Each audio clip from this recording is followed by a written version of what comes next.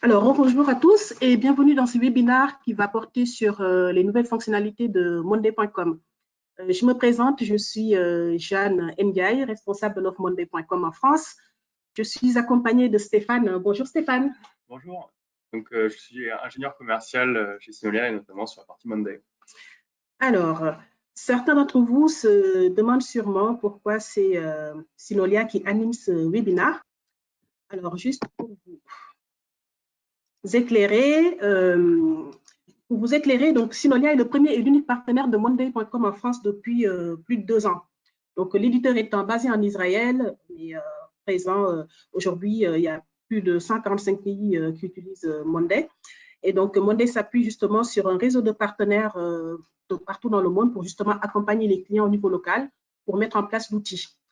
Et justement, nous, Synolia, on est en France l'éditeur, l'intégrateur qui accompagne les clients, notamment dans la mise en place de l'outil, pour répondre aux questions, partager les bonnes pratiques, et également dans toute la phase de déploiement.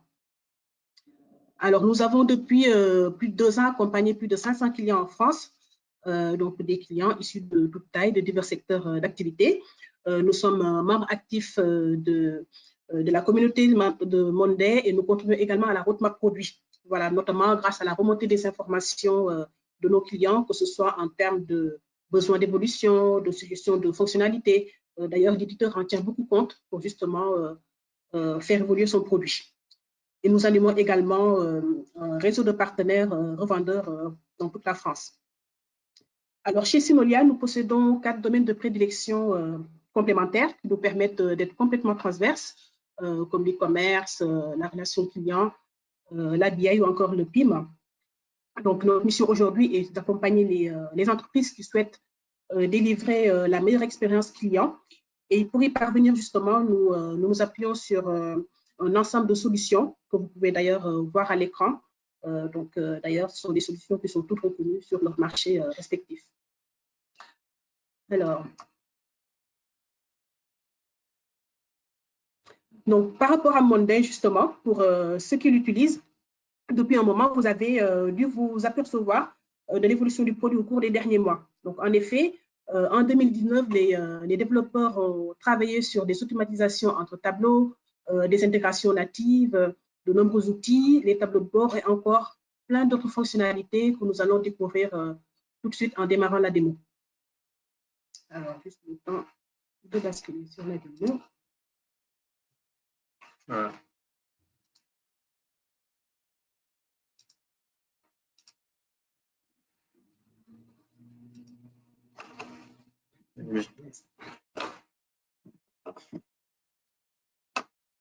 Voilà, donc en effet, aujourd'hui, nous allons vous montrer comment Monday évolue pour apporter toujours plus de valeur. Donc, grâce aux nouvelles fonctionnalités, comme celles qu'on retrouvait sur la slide précédente, à savoir les automatisations, les intégrations et les tableaux de bord, vous avez les outils pour retranscrire vos process, gagner un temps précieux et profiter d'une vision claire de l'état d'avancement des projets. Donc, nous avons préparé un cas concret à titre d'exemple, celui du suivi de la facturation et des projets menés pour des clients. Heureusement, la polyvalence de Monday vous permet de profiter de ces nouvelles fonctionnalités, quel que soit votre cas, votre besoin métier, votre équipe ou votre secteur d'activité.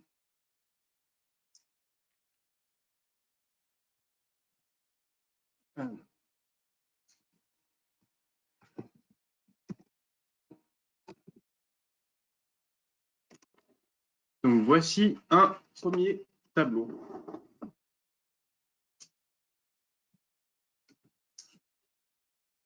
Je ne sais pas si vous le voyez en entier, je vais peut-être réduire encore un petit peu, ou on va regarder tout simplement de gauche à droite.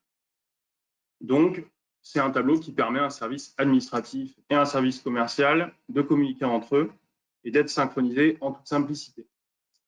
Donc, vous allez retrouver le nom des affaires en cours, des groupes qui vont représenter les affaires abandonnées, les affaires remportées. Vous avez la personne en charge dans votre service d'administration, votre commercial sur le projet, des informations sur le client, la taille du projet et le processus de facturation, donc tout simplement envoi de bon de commande, réception de la signature, envoi de la facture, réception du paiement. Et avec la date de règlement juste ici. Là, vous voyez juste une colonne reçue qui va correspondre au montant déjà réglé par les clients alors que dans la colonne à facturer, c'est simplement le montant qui figure sur le bon de commande. Donc, lorsqu'une nouvelle affaire apparaît dans le pipe d'un commercial, il peut venir ajouter une ligne tout simplement dans le groupe affaires en cours. Je vais l'appeler exemple, tout simplement.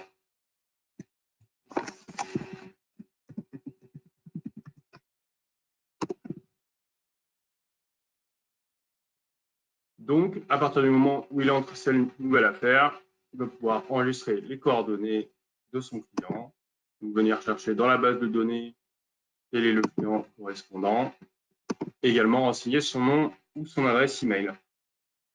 Vous pouvez également connecter votre CRM à Monday pour que ces affaires viennent tout simplement s'ajouter automatiquement et remplir les champs juste ici. Donc, à savoir, pour le moment, Monday propose cette intégration avec Pipedrive, CRM et HubSpot. Et d'autres outils CRM seront ajoutés au cours des prochains mois et des prochaines années. Donc, sachez que nous avons les compétences en interne pour intégrer votre CRM à Monday, même si les intégrations ne sont pas disponibles nativement sur la plateforme. Donc, si vous avez un CRM que vous voulez connecter avec Monday et qui ne figure pas dans la liste des intégrations disponibles, n'hésitez pas à nous envoyer vos expressions de besoin, simplement pour qu'on puisse se pencher sur ce cas particulier. Donc, ici, dans mon tableau de gestion de la facturation, le commercial entre sa ligne. Vous pouvez voir qu'il va être automatiquement assigné dans la colonne commerciale et également l'administrateur. La personne en charge de votre service d'administration va également pouvoir être assignée automatiquement. Donc ensuite, on va tout simplement renseigner s'il y a une remise sur le projet, la taille du projet, et la colonne formule va venir tout simplement calculer le montant à facturer. Et ce qui va nous intéresser aujourd'hui, notamment sur les nouvelles fonctionnalités, ça va être les intégrations et les automatisations qui sont derrière ce tableau, puisqu'ici, je vais avoir un cycle de vie entre mes différents statuts. Donc, c'est parti, on a une nouvelle affaire, il n'y a plus qu'à envoyer le bon de commande. J'envoie le bon de commande et je l'indique juste ici. Donc, pour rappel, on parle vraiment de communication entre le commercial et le service administratif. Donc, à partir du moment où ce tableau est renseigné, tout le monde a l'information à l'instant T de l'état d'avancée des facturations pour les différents projets en cours. Donc, à partir du moment où le bon de commande est envoyé et que la signature est en attente, tous les 2 jours, le commercial, qui est renseigné dans la colonne au début, va être notifié pour relancer son client afin d'obtenir la signature. Donc également, on a une notification qui est une automation derrière ce statut. Donc, tous les 2 jours, il sera notifié tant qu'il n'a pas la signature du bon. Et une fois la signature du bon de commande obtenue, vous voyez que la facture passe à envoyer. Donc, à partir de ce moment-là, tous les jours ouvrés, lundi, mardi, mercredi, jeudi, vendredi, le service administratif va également être notifié pour avoir un rappel, tout simplement pour leur rappeler d'envoyer cette facture. Et une fois celle-ci envoyée, le paiement passe naturellement en attente. Donc, tout simplement, tant que le paiement n'est pas reçu, votre client va recevoir un email à l'adresse qui sera renseignée juste ici, tout simplement pour lui demander de régler la facture.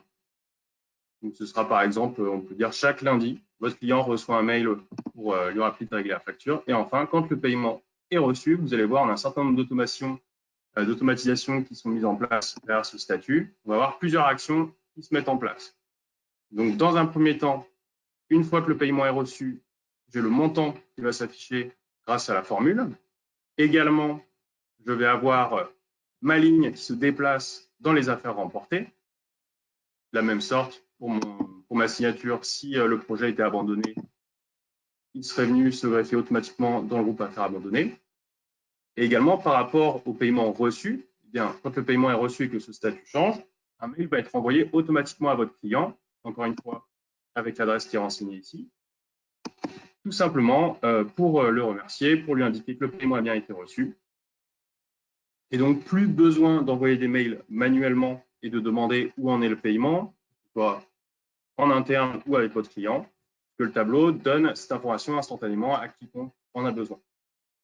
Et plus besoin non plus de relancer vos clients, car cela est fait automatiquement grâce à l'intégration ici avec Gmail, que je vous montrerai un petit peu plus dans le détail. Donc, tout le temps que vous libérez ici, vous le libérez pour travailler sur de nouvelles opportunités, pour faire en sorte que vous ayez plus d'affaires dans ce tableau, tout simplement. Donc, allons jeter un coup d'œil aux coulisses de ce workflow.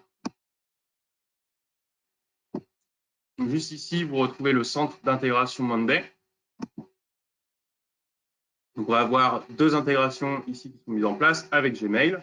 La première, tous les lundis, si le paiement, donc là j'ai choisi mon statut paiement, n'est pas reçu, eh bien on va envoyer un email à la colonne email dans le tableau.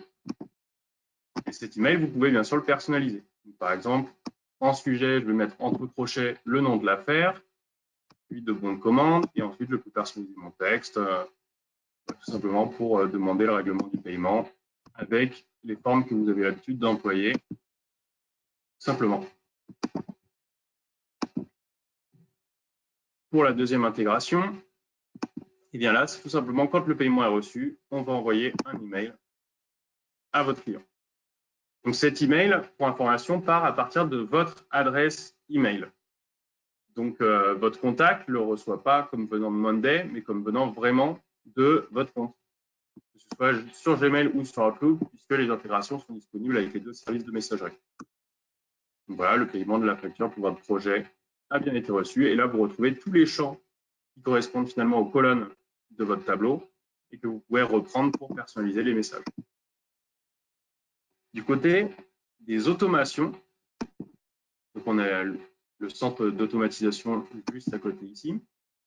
Et vous allez voir qu'on en a un certain nombre, 12 exactement dans ce cas-là. Tout simplement, on va avoir également différents types d'automatisation. Quand on va dans le centre, ils sont décrits sur le côté, les notifications et changements d'état.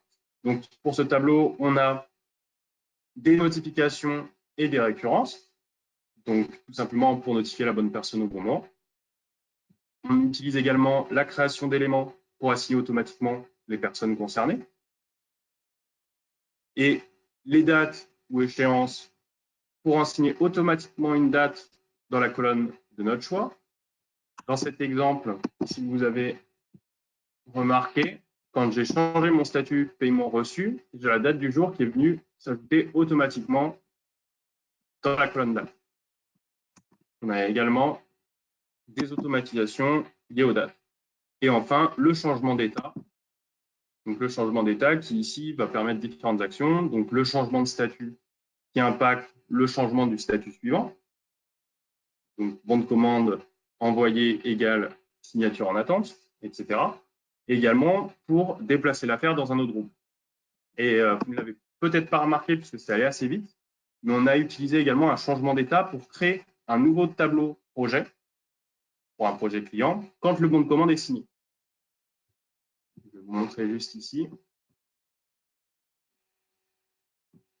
Donc, quand la signature, également liée à un statut, quand les signatures est obtenue, on va créer un nouveau tableau et notifier le commercial.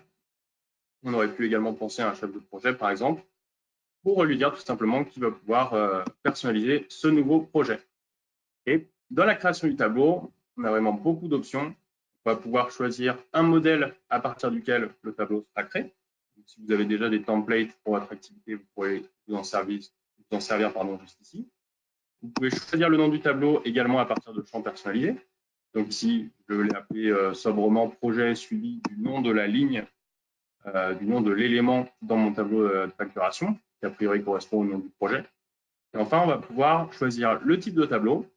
Ici, j'ai choisi partageable dans l'optique de partager ce tableau avec mon client. Et on va également pouvoir choisir le dossier dans lequel vont venir se ranger ces nouveaux tableaux. Donc, tout un nombre d'automatisations sur lesquelles on pourra revenir à la fin. Et si vous avez déjà des questions, n'hésitez pas à les noter dans le champ de questions du webinaire. On y reviendra justement à la fin pour échanger à ce sujet. Donc, juste ici, on va avoir des nouveaux tableaux qui sont créés. Donc, par exemple, eh bien, le tableau est blanc. Juste un instant.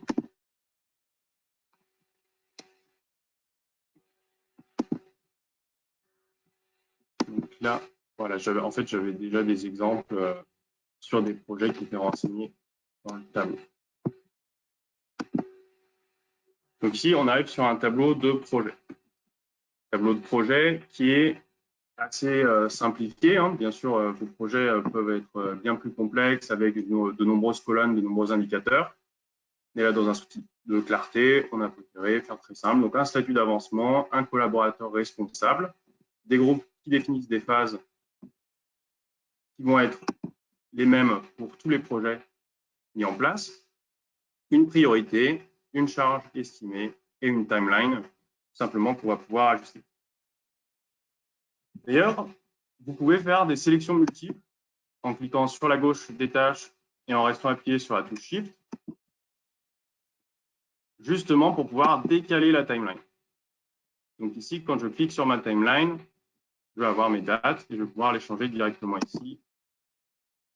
Et cela va impacter du coup, toutes les tâches que j'aurai sélectionnées. Nouvelle fonctionnalité par rapport aux dates également aux timelines, vous pouvez afficher un résumé de la colonne, justement pour voir sur quelle période vont s'étendre chacune des étapes. Vous voyez ici, j'avais une première date au 24 février, une dernière date au 21 avril. Donc, du coup, on va pouvoir condenser cette information et donner simplement, si on survole, le nombre de jours que cela représente, en tout cas, comme période. Donc là, tout simplement, la charge, si vous avez un collaborateur en face, vous allez pouvoir vous en servir sur un widget qu'on va vous présenter dans les tableaux de bord. Donc, bien sûr, ce tableau est créé à partir d'un modèle. Donc, si vous voulez supprimer des tâches, en ajouter, bien sûr, vous pouvez le faire autant que vous le souhaitez. Donc, reprenons sur la charge et sur les tableaux de bord.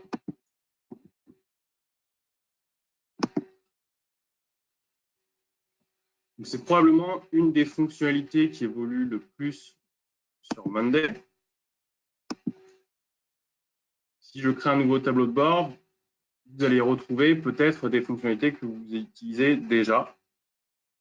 Donc, notamment la batterie qui donne l'état d'avancement d'un ou de plusieurs projets, le calendrier ou la timeline tout simplement pour visualiser qui fait quoi et quand, des diagrammes pour vos graphiques, pour vos réunions, etc. Là, on est vraiment sur les fonctionnalités de base, sachant que pour rappel, le tableau de bord a pour objectif de condenser, de consolider les données de plusieurs tableaux afin d'avoir une vision globale de l'activité dans la même fenêtre.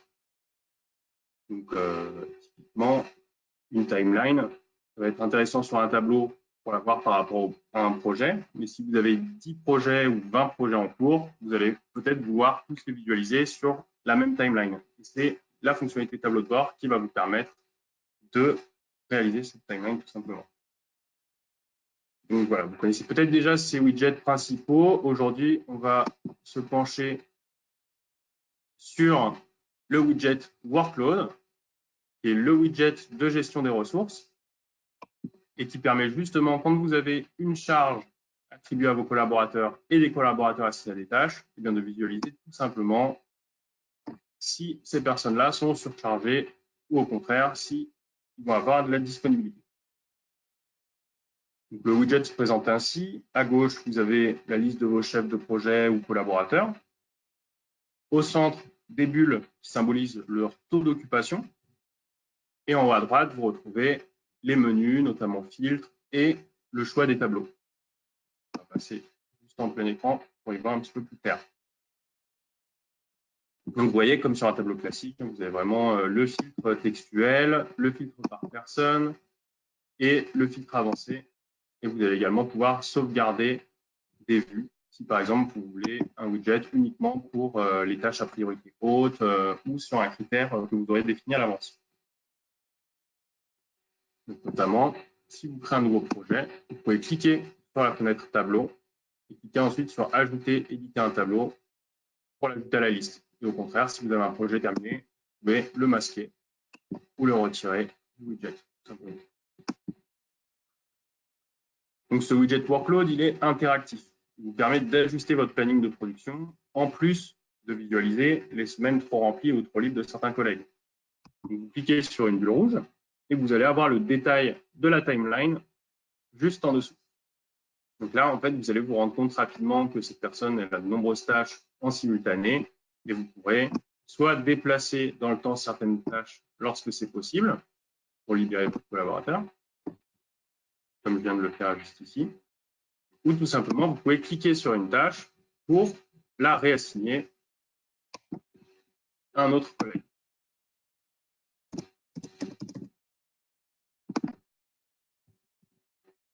Donc, grâce à cette fonctionnalité, vous avez vraiment une vue d'ensemble de la charge de vos collaborateurs et vous pouvez facilement distribuer ces tâches.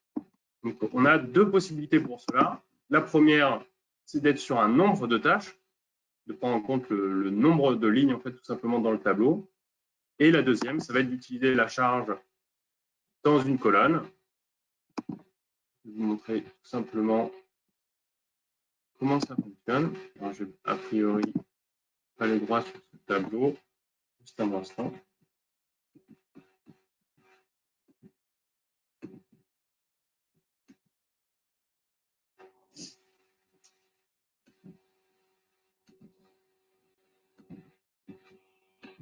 Voilà. On est sur deux ordinateurs à la fois. Désolé pour la chaîne. Et je vais continuer et revenir sur mon tableau. Je devrais pouvoir le modifier. Voilà, juste ici, vous voyez modifier.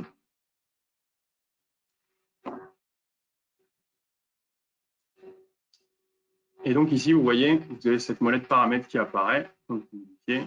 Et c'est ici que vous allez justement pouvoir ajouter de nouveaux tableaux, choisir quelles colonnes vont être prises en compte. Donc là, typiquement, c'est des colonnes timeline. On aurait pu choisir des colonnes date également. Les collaborateurs, donc la colonne collègue qui va être utilisée. Et vous voyez ici, effort et capacité, c'est vraiment l'essence même de cette fonctionnalité. Donc, soit on compte les éléments, le nombre de tâches, soit on ajoute un effort. Donc, l'effort ici, on va sélectionner par exemple notre colonne temps estimé ou charge sur nos projets et on va par exemple leur donner, on va dire 4 jours par semaine. Tout simplement pour voir qui est le plus occupé, qui a plus de 4 jours de travail par tâche. Et on peut même choisir des données différentes pour les différents collaborateurs. Donc, si par exemple on a quelqu'un qui ne travaille que 3 jours sur certaines missions, eh bien, on va pouvoir l'ajuster juste ici.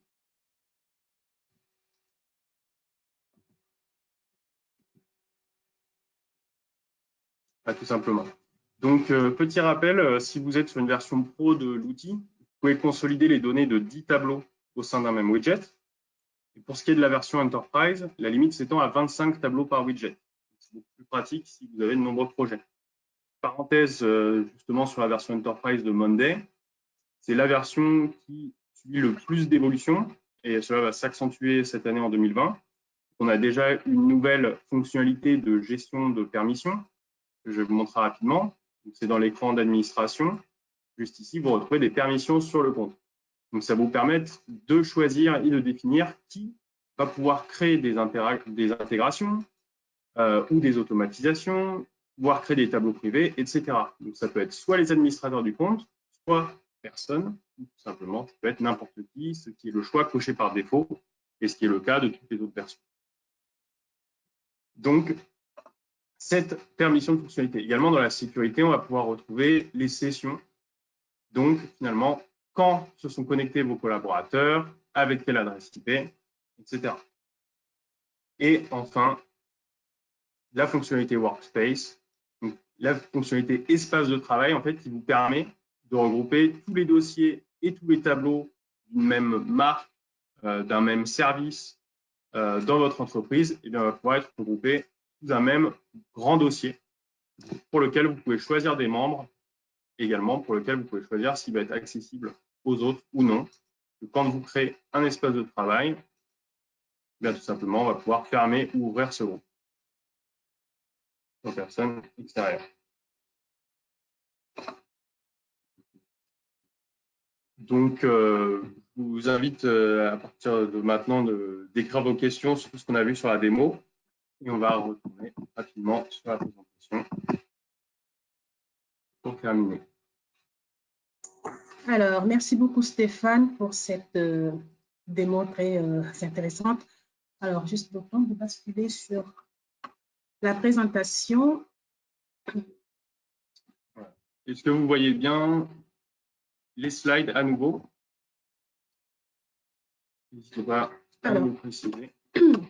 Donc, avant juste de vous passer la parole, donc justement grâce à ces nouvelles fonctionnalités que nous venons de voir avec la présentation démo, Monday.com aujourd'hui se repositionne en tant que Work Operating System. En clair, en fait, il passe d'une solution de gestion de projet, de tâches simples et intuitives, à une plateforme de management d'équipe intelligent au centre du système d'information des entreprises et porteur de processus transversaux. Voilà, donc vous allez voir passer dans les jours à venir beaucoup de communication justement sur ce repositionnement. Et enfin, aujourd'hui, nous proposons donc deux types d'accompagnement pour information sur la mise en place de l'outil pour justement répondre efficacement à vos enjeux métiers et d'organisation, notamment un accompagnement complet pour des nouvelles équipes au travers de la définition des besoins, de la configuration de l'outil, mais également au transfert de compétences. Et pour des équipes qui l'utilisent déjà, on propose des prestations à la carte avec sous forme d'audit, d'optimisation de tableaux, de paramétrage, de formation, encore de gestion d'interface. Voilà, donc nous allons tout de suite vous laisser la parole et répondre à vos questions. Si vous en avez. Alors, on va juste vérifier si on a des questions.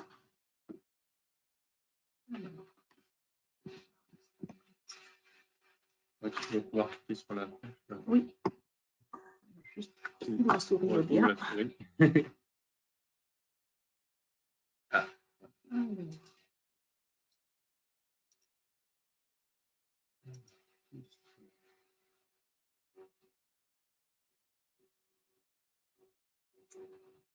Alors, bonjour. Aucun moyen de consolider plus de 25 projets? Pour l'instant, non. C'est ce qu'on vous disait Stéphane, avec la version entreprise, donc on peut consolider jusqu'à 25 projets. Si vous en avez plus, Monday peut accepter jusqu'à 30 projets, je pense, en moyenne, mais ce qu'on recommande, c'est vraiment de respecter la limite maximale de 25 pour justement éviter des lenteurs sur l'utilisation de la plateforme. Alors, c'est une autre question. N'hésitez pas en tout cas à revenir vers nous avec votre besoin spécifique. Si vous avez un certain nombre de projets à consolider, je serai ravi d'échanger pour essayer de trouver une solution pour vous. Alors, on a une autre question par rapport à la gestion des vues. Tout ce qui est gestion des vues, partage des vues sur, par exemple, une timeline ou des graphiques. Effectivement, on va pouvoir, dans Monday, partager une vue spécifique, Stéphane. Donc, une vue spécifique, par exemple, un graphique, une timeline que vous souhaitez partager avec vos clients. Vous allez pouvoir juste lui envoyer un lien pour qu'elle puisse tout simplement accéder à cette vue timeline. Les prochaines évolutions sur les tableaux de bord, dashboard. Alors, il peut y avoir énormément d'évolutions sur la fonctionnalité dashboard. Déjà aujourd'hui, depuis quelques semaines, vous pouvez les utiliser en mode présentation, par exemple lors des réunions. Vous pouvez également les imprimer. C'est des premières fonctionnalités qui ont été ajoutées avec les filtres que vous pouvez sauvegarder. Et par la suite, il sera par exemple possible de les partager avec des invités, comme pour les vues dont on vient de parler. Donc, vous pourrez potentiellement ajouter vos clients, vos investisseurs ou vos fournisseurs sur certains tableaux de bord. Alors, on va peut-être répondre à une dernière question par rapport au dashboard. Est-ce qu'on peut imprimer un tableau de bord? Oui, tout à fait. Donc, je pense qu'on ne l'a pas vu lors de la présentation démo. Donc, on va pouvoir imprimer un tableau de bord en PDF. Et vous allez pouvoir également l'avoir en mode présentation, par exemple lors de réunions, pour éviter justement de faire des imprimes d'écran, par la suite le mettre en PowerPoint. Donc, vous pouvez directement depuis Monday, obtenir la vue présentation. Je vois qu'on a juste une dernière question par rapport aux automatisations. Alors, on ne connaît pas toujours les automatisations. Alors, en fait, c'est vrai que dans le centre d'automatisation, vous avez énormément de choix. Donc, comme on vous a montré, ils vont être classés par type, changement d'état, création d'éléments, etc. Si jamais vous avez vraiment fouillé et que vous ne trouvez pas une automatisation, vous pouvez toujours nous demander. En tout cas, dans la roadmap de l'éditeur, on a la possibilité, qui devra arriver dans les prochains mois, de personnaliser ces automatisations. Donc, de vraiment choisir quelle action provoque quelles actions au pluriel. Donc, ce sera beaucoup plus souple, justement, pour les personnaliser comme vous le souhaitez. En tout cas, vraiment, si vous avez des besoins spécifiques, n'hésitez pas à nous solliciter. Voilà, donc pour respecter notre timing, on va s'arrêter là. Nous espérons que ce webinaire vous a été utile. En tout cas, si vous souhaitez poursuivre la conversation, n'hésitez pas à nous envoyer un mail. On pourrait également vous recontacter pour pouvoir répondre à vos questions et vous communiquer des informations complémentaires. Je vous remercie et vous souhaite une bonne journée. À bientôt. Merci Au revoir. beaucoup.